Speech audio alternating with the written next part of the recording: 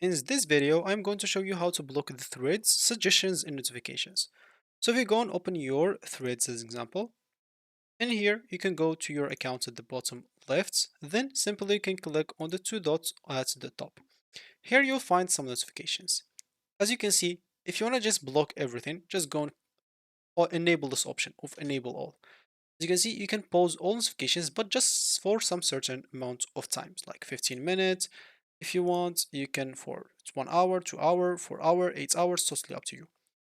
Of course, if you want to block it for suggestions, normally suggestions will be followers, so you can go to following and followers, and here you'll find account suggestions. You can go and turn it off.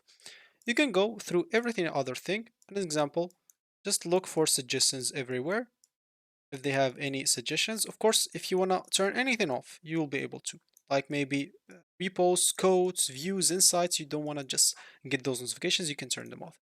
Like on the custom feed as well, you'll be able to. From threads, an example, so suggested threads, you can turn it off. As example, follow suggestions, turn it off. And yeah, so email notifications, if you don't want to even get that, turn it off, and you should be good to go. So that should be it for me in this video. Thank you for watching and goodbye.